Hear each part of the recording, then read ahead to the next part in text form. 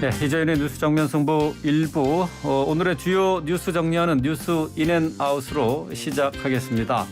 자, 오늘 주요 뉴스 정리할 김영민 아나운서 나왔습니다. 안녕하세요. 네, 안녕하세요. 네, 또 뉴스의 의미 또 뒷배경을 설명해줄 이동호 기자 함께합니다. 안녕하세요. 네, 안녕하십니까. 네.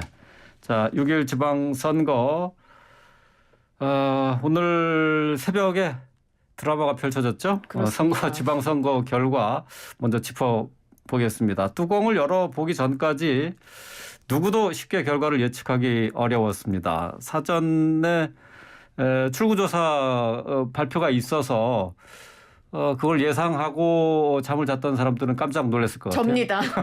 그래요? 경기도지사 이야기이신 거죠? 지금 어제 새벽 3시경에 저는 잠들었는데요. 자기 전까지만 해도 몇만 표 차이가 났었어요. 예. 그래서 아무래도 김은혜 후보가 당선이 되겠구나 하는 마음으로 저는 내일 그 소식을 전해야겠다 하고 잠이 들었는데 아침에 일어나 보니까 전 잠이 그냥 확 깨더라고요. 예. 너무 예상 외의 결과라서요. 김동연 더불어민주당 경기도지사 당선인이 49.06%로 48.91%를 얻은 김은혜 후보를 0.15%포인트 차이로 앞서며 당선됐습니다. 표차는 8,913표 차이였는데요. 이 상황을 저는 직접 목격하지 못했는데요. 직접 목격하셨다고 들었습니다. 어떻게 보셨는지 뉴스인 해주세요. 예, 뭐 저는 개인적으로 솔직히 말씀드리면 어떤 생리 현상 때문에 한 4시 50분쯤 일어났습니다. 네. 일어나서 궁금해서 한번 TV 화면을 틀어봤는데 뭐 그때만 해도 한 10,000표 정도 차이가 났었어요. 그러니까 그 김은혜 후보가 김동연 후보한테 이제 그 정도 표 차이를 이제 앞서고 있었는데 그 점점점 좁혀지더라고요. 네. 그러면서 이제 5시 반에 결국 이제 역전이 된 거죠. 근데 뭐 방송사에서 그 개표 방송을 하는데 상당히 잘 하더라고요. 그러니까 네.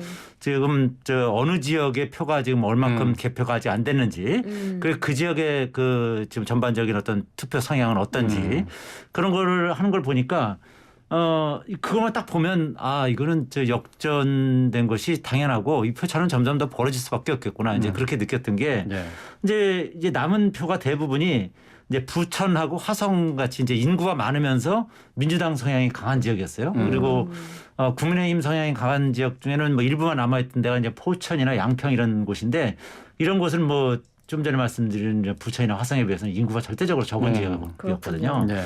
결국 이제 그렇게 이제 결국 곳에 역전이 되고 나서는 결국 끝까지 이제 그렇게 유지되면서 결국 8,900여 표 차이, 0.15% 차이로 네. 김동연 후보가 이제 신승을 하게 된 것이죠. 예.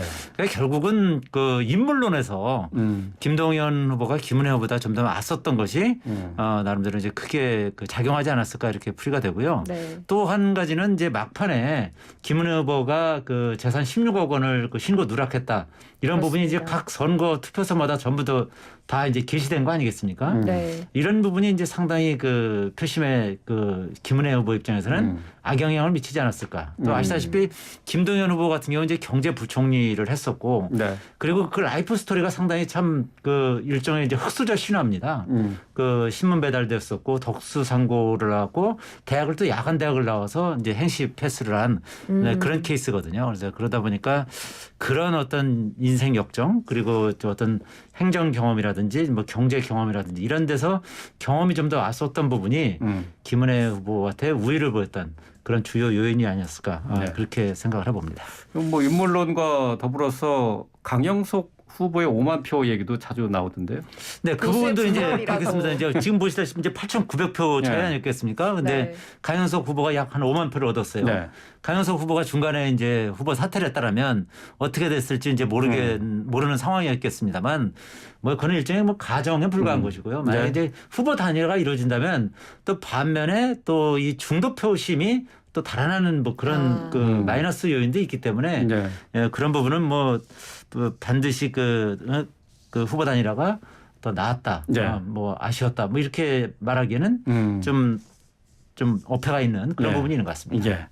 자, 서울의 기초단체장 구청장이죠. 구청장과 지방의회 의원들 네. 선거 결과를 또 정리를 해볼까요? 네, 역시 국민의힘이 우세했습니다. 네. 일단 국민의힘 서울 기초단체장 보면 25곳 중에서 17곳에서 승리를 거뒀는데요. 2018년 지선은 이 17 16곳에서 민주당이 승리하고 서초구 한 곳에서만 국민의힘이 승리한 것과 비교하면 지형이 많이 변했습니다. 일단 국민의힘은 종로, 중구, 용산, 광진, 동대문, 도봉, 서대문, 마포, 양천, 강서, 구로, 영등포, 동작, 서초, 강남, 송파, 강동에서 승리를 거뒀고요. 더불어민주당은 8곳, 성동, 중랑, 성북, 강북, 노원, 은평, 금천, 관악에서 승리를 거뒀습니다. 네. 지금 보수당 출신 대통령이 집권하고 서울시장도 국민의힘 오세훈 후보가 당선이 됐습니다. 기초단체장도 국민의힘 후보들의 비율이 더 높아진 상황이거든요. 이제 앞으로 서울시정의 운영에도 변화가 생길 것으로 보이는데요. 네, 그렇죠. 오세훈 후보 입장에서는 뭐 지금까지는 그 서울시 의회 그 구성만 해도 거의 그 110석 가운데 민주당은 6석밖에 안 됐었거든요. 아니, 네. 민주당이 아니라 국민의힘이 6석밖에 예, 없었고 네. 압도적으로 이제 민주당이 그 다수 의석을 차지하고 있었기 때문에 네.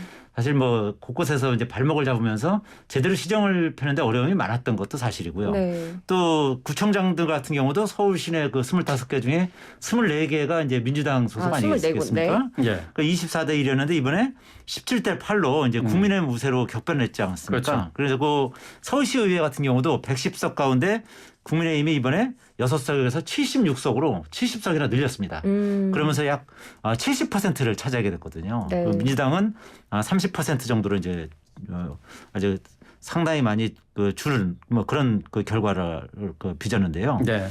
이제 어쨌든 그 오세훈 그 당선인 입장에서는 그 예산 심사 과정에서 자신이 이제 적극적으로 추진하는 뭐 서울런하고 청년 대중교통비 지원 뭐 이런 역점 사업들이 있는데 이게 대폭 삭감되는 이제 그 수모를 겪었다가 복원되고 뭐 이런 진통을 겪기도 했거든요. 네. 또 서울시의회에서는 서울시의회 의장의 허락 없이는 시장이 발언할 수 없다. 시장이 발언할 경우에는 퇴장 조치하겠다. 뭐 이런 조례도 통과시키기도 했습니다. 네. 그러니까 이 정도로 그 민주당 그 서울시의회가 어떻게 보면 이제 권력을 과시하다가 이번에 그 뭐 30%로 쪼그라드는 뭐 네. 그런 결과를 맞이하기도 했는데요. 그 서울시의회 이 비율이 이렇게 바뀌면서 오세훈 당선자 입장에서는 이제 앞으로 향후 시정 운영에서 확실한 그 어떤 주도권을 쥘 수 있는 그런 계기를 잡았다 이렇게 볼 수 있고요. 네. 다만 이제 시의회라는 게 이제 감시와 그 견제 역할이 이제 기본 아니겠습니까? 네. 근데 이제 거수기로 전락할 수 있다. 뭐 그런 우려도 일부에서는 좀 나오고 있는 상황입니다. 네. 예상대로 국민의힘이 우세하기는 했지만 또 한편으로는 생각보다는 선방했다라는 이야기가 나오기도 합니다. 이 기초단체장 선거에서요. 송영길 후보가 오세훈 후보의 지금 20%포인트 차로 크게 밀리면서 진 것에 비하면 더불어민주당이 지금 8곳에서 승리한 것은 그래도 괜찮게 한 거다라는 이야기가 나옵니다. 사실 이게 모두 같은 당을 찍은 사람들보다는 서울시장은 오세훈 후보를 찍고 또 기초단체장은 더불어민주당에 표를 주고 이런 사람들이 많이 나왔기 때문이라는 분석이 있거든요. 네. 이게 이제 민주당은 응원하지만 민주당 지도부에 대해서는 어떤 심판을 내리는 성격의 선거였다고 볼 수 있을까요? 네, 그렇다고 볼 수 있을 것 같습니다. 아시다시피 이제 송영길 후보 같은 경우는 네. 민주당 계양을의 국회의원이었지 않습니까? 그렇죠. 그리고 지난 대선 때 당 대표였습니다. 그럼에도 불구하고 계양을 지역구를 지난 대선 패배자인 이재명 후보한테 양보를 하고 네. 그리고 본인은 또 아무런 연고가 없는 서울시로 와서 서울시장 후보로 출마했지 않습니까? 그렇습니다. 그 민주당 내에서도 이것을 가지고 이제 일종의 품앗이 공천이다 이렇게 비난하고 있거든요. 네. 민주당 내에서도.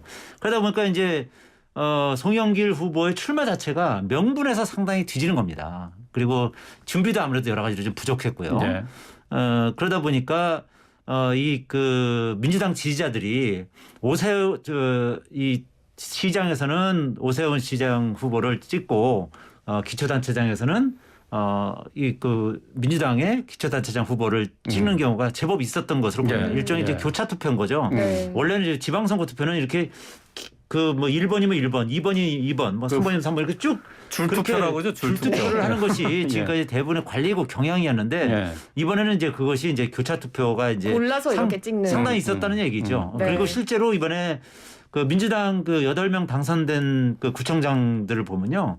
그 대부분이 한 명을 빼놓고는 대부분이 현역 구청장입니다. 네. 네. 그러니까 인지도가 그렇습니다. 높고 나름대로 이제 그중에서 이제 구정을 잘했다라는 네. 어떤 평가를 받는 사람들이 이번에 어쨌든 이 국민의힘 바람이 거세게 불었음에도 불구하고 살아남았다. 이렇게 평가할 수 있을 것 같고요. 어쨌든 다만 이번에 서울시 이 선거 결과 그리고 구청장 선거 결과를 놓고 봤을 때 뭐 민주당 지도부의 책임론이 상당히 있을 수밖에 없는 뭐 그런 결과라고 볼 수 있겠습니다. 네. 구청장 투표를 보면은 그동안 뭐 줄투표 또 묻지마 투표 해서 이제 지지 정당을 일률적으로 찍는다라고 얘기를 했는데 꼭 그렇지만도 않다는 것을 좀 보여준 것 같아요. 네. 인물도 보고 그동안의 성과도 평가하면서 투표를 했다. 이렇게 평가할 수 있을 것 같습니다. 상당히 바람직한 방향이다. 저는 예. 뭐 그렇게 평가하고 있습니다. 예. 이번 지방선거에서 광역단체장은 뭐 앞서 말씀드렸고 또 뭐 잘 아시는 것처럼 국민의힘이 12곳, 더불어민주당 5곳 승리를 거뒀습니다. 결국 민주당 지도부로서는 이 선거 패배에 대한 책임을 질 수밖에 없는데 지금 이 선거 패배에 대한 당 차원의 반성과 쇄신의 움직임이 이제 시작이 된 거죠? 네, 그렇습니다. 일단 민주당 지도부가 총사퇴한 상황이고요. 오늘 이낙연 전 더불어민주당 대표도 쓴소리를 했습니다. 이 전 대표는 민주당은 패배를 인정하는 대신에 졌지만 잘 싸웠다고 자찬하며 패인 평가를 밀쳐둔 것을 질책했는데요. 대통령 선거를 지고도 아무 일도 없었던 것처럼 지방선거를 치르다 또 패배했다며 패배의 누적과 그에 대한 이상한 대처는 민주당의 질환을 심화시켰다. 이렇게 작심 발언했습니다. 아무래도 앞서 우리가 이야기했던 것처럼 송영길 서울시장 후보 또 이재명 인천 계양을 당선인이 대선 책임론을 가지고 있으면서도 이번 선거에 그대로 출마한 영향이 있어 보이거든요. 네. 민주당의 이런 상황 어떻게 보시나요? 글쎄요, 이제 아시다시피 이제 민주당은 이제 당분간 상당한 내용이 이제 불가피한 그런 상황이라고 봐야 되겠거든요. 네. 뭐 아시다시피 이재명 후보는 대선 패배한 장본인이고 송영길 후보는 그 당시 당 대표였고 그리고 윤호중 비대위원장은 그 당시 원내대표였습니다. 네. 그리고 이런 대선 패배 책임 있는 사람들이 결국은 후보로 나서거나 아니면 비대위원장을 맡거나 오히려 더 책임을 지기보다는 어떻게 보면은 더 중용되는 네. 그런 상황으로 갔기 때문에 유권자들한테는 선거 불복의 메시지로 비춰질 수도 그렇죠. 있었죠. 이거 마치 대선 연장전 같은 뭐 그런 이미지를 주면서 지금 이재현 앵커님 말씀하신 대로 이게 선거 불복의 이미지를 줬단 말이죠. 이런 부분들이 결국은 상당히 민주당이 이번에 참패하는데 큰 영향을 미쳤다 이렇게 뭐 대부분 이렇게 분석하고 있는 거 아니겠습니까? 네. 민주당 내에서도 지금 아시다시피 뭐 지금 이낙연 전 대표도 얘기했습니다만 뭐 이원욱 의원이라든지 뭐 김종민 의원이라든지 주로 이제 친문계 의원들 네. 쪽에서 친문재인계 쪽 의원 쪽에서 또 친이낙연계 의원 이쪽에서 상당히 강력하게 지금 이재명 후보 그리고 송영길 후보를 지금 강력하게 비난하고 있는 상황이거든요. 네. 그래서 당분간은 어쨌든 민주당 내에서는 이 친이재명계 그리고 친문재인계 사이에 어떤 상당한 그런 어떤 갈등이 있을 수밖에 없는데요. 그래서 어떻게 이걸 수습해 나갈지 이런 부분은 좀 더 이제 지켜봐야겠습니다만 네. 또 8월 전당대회가 있거든요. 8월 네. 전당대회에서 이제 어떻게 어느 쪽에서 이제 이 당권을 쥐게 될지 그런 네. 부분도 이제 상당히 지금 관심사다 이렇게 네. 볼 수 있는데요. 아시다시피 이제 8월 전당대회에서 당대표 되는 사람은 2024년 총선에 공천권을 다 쥐게 됩니다. 네. 그래서 그 공천권이 뭐 대단히 중요한 것이기 때문에 이 8월 전당대회 당권을 놓고서 아마 치열한 그런 권력 투쟁이 벌어지지 않을까 이렇게 예상이 됩니다. 네, 뭐 전당대회까지 예상을 하셨는데 일단 거기에 앞서서 선거 결과에 책임을 지고 민주당의 이제 비대위 지도부가 모두 일괄 사퇴를 한 거죠. 네, 그렇습니다. 윤호중 박지영 공동 비대위원장을 비롯한 민주당 비대위가 지지해주신 국민 여러분과 당원 여러분께 사죄드린다며 이번 지방선거 결과에 책임을 지고 전원 사퇴하기로 했다고 밝혔습니다. 당분간 박홍근 원내대표가 비대위원장 직무대행직을 수행하게 되고요. 또 이제 말씀을 해주셨던 것처럼 8월에 전당대회가 있습니다. 이때 이제 이재명 위원장이 당권에 도전할지 여기가 이제 좀 궁금해지거든요.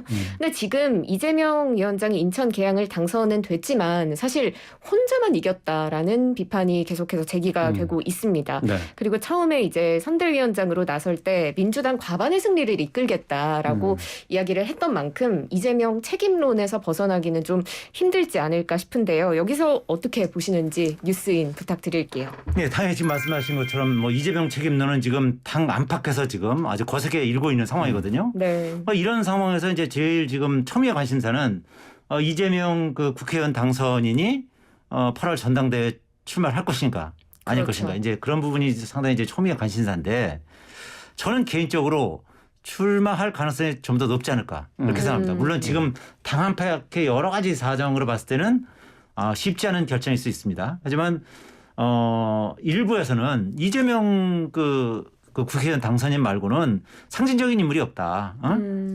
그래서 확실하게 그 민주당을 틀어주고 이렇게 끌고 갈 만한 인물이 없기 때문에 네. 대안 부재론을 이제 얘기하는 사람들도 제법 있습니다. 물론 이제 친 이재명계 의원들 위주로 해서 이제 그런 얘기들이 나오고 있고 네. 또 아시다시피 이제 그런 팬덤이 강하지 않습니까? 그 이재명 그 당선인 같은 경우는 그런 이제 팬덤 위주로 해서 이제 그런 주장들을 상당히 이제 강하게 하고 있는 그런 상황인데요. 어쨌든 그 이재명 당선인이 8월 전당대회에 출마할 것인가 안 할 것인가는 어쨌든 당분간 상당한 논란을 이제 불러일으킬 수밖에 네. 없고 뭐 본인이 어떻게 결정할지는 사실은 뭐 여론의 추이를 지켜봐야 되는 상황이긴 하겠습니다만 어쨌든 그 만약에 이재명 그 당선인이 출마를 한다면 민주당은 아마 대단한 그런 어떤 내용에 직면하면서 아주 그 치열한 권력 투쟁의 어떤 블랙홀로 빠질 가능성이 높다. 네. 저는 그렇게 보고 있습니다. 자, 지방선거 개표 이후에 민주당의 상황은 좀 전반적으로 이제 침울하고 좀 어수선해졌는데요. 반면에 그렇다면은 압승을 한 국민의힘 분위기는 어떤지 좀 살펴보겠습니다. 물론 네. 자축하고 환영하지만은 그래도 그렇게 이렇게 희희낙낙하는 그런 모습은 좀 아닌 것 같아요. 네, 민주당이 승리했다가 다시 패배했으니까 그걸 반면교사 삼아서 겸손해야겠다라는 분위기가 일단 우세한 것으로 네. 보이더라고요. 그러면 일단 분위기 좋습니다. 그러면서도 이제 국민들의 선택과 지지의 책임감을 느끼는 분위기고요. 이준석 국민의힘 대표는 국민께서 여당에 몰아주신 강한 지지는 저희로서는 너무나도 감사하고 또 두려운 성적이라고 말했습니다. 이어서 정말 겸손한 자세로 오직 국민만 바라보고 일하라는 교훈을 바탕으로 앞으로 일하겠다며 당의 취약 지역이라고 할 수 있는 호남, 제주도 등에서 선전한 후보들의 노력에도 감사를 전했습니다. 윤 대통령 측도 입장을 밝혔는데요. 경제를 살리고 민생을 더 잘 챙기라는 국민의 뜻이라고 받아들인다고 입장을 밝혔습니다. 자, 이번 지선에서 국민의힘이 압도적으로 우세할 수 있었던 그 배경이 좀 궁금하고요. 앞으로 국민의힘이 겸손하게 이 기대에 부응하려면 어떤 모습을 좀 보여야 할지 마지막 뉴스인 부탁드릴게요. 무엇보다도 이번 선거는 윤석열 정부가 출범한 지 22일 만에 그 치러지는 선거거든요. 역대 최단 기간이라고 그렇죠. 하더라고요. 역대 그 대통령 취임 최단 기간에 치러지는 선거다 보니까 아무래도 이제 국정 안정론이 정부 견제론보다는 상당히 우세할 수밖에 없었던 그런 상황인 거죠. 일종의 네. 허니문 기간에 치러지는 선거였기 때문에 그래서 민주당에서는 이제 그 정부 견제론을 아주 강하게 주장했습니다만 네. 결국 큰 호응을 받지 못했다. 뭐 이렇게 볼 수 있고요. 또 민주당은 특히 이제 검수완박 법안을 처리를 강행하지 않았습니까? 네. 그리고 한덕수 국무총리 인준안이라든지 뭐 소상공인 손실보상 추경 처리 이런 것들을 이제 지연하면서 거대 야당 민주당 행보가 독주 또는 이제 발목 잡기 이런 그 프레임에 갇히면서 상당히 이제 야권의 불리하게 작용했다 네. 이런 분석도 많습니다. 네. 또 이번 선거는 이제 윤 대통령 취임에 따른 컨벤션 효과가 프리미엄으로 작용했다 이런 분석도 있는데요. 네. 윤 대통령이 취임 후에 3주간 청와대를 개방했지 않습니까? 네, 그리고 네. 각 방송사에서 이제 화면을 많이 보여줬습니다만 이런 부분도 상당히 긍정적으로 작용했고요. 한미 정상회담 뭐 대대적으로 개최했고 여권 전체가 이제 5.18 광주 민주화 기념식에 총출동하는 등 이런 이벤트들을 벌이면서 전국 이슈를 주도했던 것이죠. 이런 네. 상황들이 결국 여권 지지층 결집으로 이어졌다 이런 분석을 할 수 있고요. 실제로 또 오늘 4개 여론조사 기관 NBS라고 이제 그 4개 여론조사 기관이 그 결과를 내는 걸 보면 정당 지지율이 국민의힘이 48%, 민주당이 27%로 무려 21%포인트가 넘는 그런 그 격차를 보이고 있거든요. 네. 이러한 여론들이 이제 상당히 영향을 미쳤다 이렇게 보이고 반면에 이제 민주당은 지방선거를 목전에 두고서 박완주 의원의 그 성비위 사건이 터졌지 않습니까? 네. 그리고 돌발 악재가 터진 것이죠. 그리고 이제 선거 막판에 윤호중 그 공동선대위원장하고 박지원 비대위원장하고 선대위원장하고 내부 갈등까지 이제 수면 위로 떠오르면서 민주당 지지자들을 상당히 실망시킨 뭐 그런 부분이 있었습니다. 네. 네. 이런 것들이 종합적으로 작용을 해서 결국 민주당 참패 그리고 예. 국민의힘 완성 뭐 이런 결과를 냈다고 보여지고요. 예. 국민의힘이 이제 이런 기대에 부응하려면 어떤 모습을 보여야 될지 뭐 아시다시피 지금 그 상당히 이제 국민의힘은 겸손한 모습, 네. 겸손한 모드로 지금 가고 있거든요. 네. 이제 오늘 그 지방선거 압승에도 불구하고 이제 민심 앞에서 더 겸손하게 낮은 자세로 일하겠다 이렇게 강조하고 있는데 뭐 상당히 바람직한 자세라고 봅니다. 네. 뭐 사실은 아시다시피 민주당이 지난 2016년 총선부터 총선, 대선, 지방선거 등 4번의 그 선거를 그냥 내리 이겼었거든요. 그렇죠. 그러면서 이제 아무래도 민주당이 좀 거기서 오만과 독선의 모습을 보이면서 결국 그 민심의 철퇴를 맞게 된 것이기 때문에 예. 이런 국민의힘은 이제 상당히 이제 겸손을 강조하면서 예. 이제 정당 혁신하고 공약 실천에 이제 진력하겠다 이런 태세인데요. 근데 이 지방선거 그리고 이제 정당 지지율 얘기를 하셨는데 이제 이게 압승으로 이제 결과가 나타났지만 그렇다고 해서 이게 국민의힘에 대한 국민들의 이제 절대적인 지지가 있었다라고 얘기하기는 좀 쉽지 않을 것 같아요. 이게 반사이익이라고 봐야 되겠죠. 그렇죠. 아시다시피 좀 전에 말씀드렸듯이 네. 민주당이 잘못하는 뭐 예. 그런 모습들이 이제 누적이 되면서 예. 국민의힘이 상대적으로 반사이익을 봤다. 이렇게 보는 것이 더 맞지 않을까 이렇게 생각합니다. 알겠습니다. 자, 오늘 주요 뉴스 정리하는 뉴스 인앤아웃 여기서 줄이도록 하겠습니다. 잠시 후에는 민주당과 국민의힘 수석 대변인 연결해서 각 당의 입장도 좀 잠시 들어보는 순서 마련했습니다. 지금까지 김영민 아나운서 또 이동우 기자였습니다. 고맙습니다. 고맙습니다. 예, 감사합니다.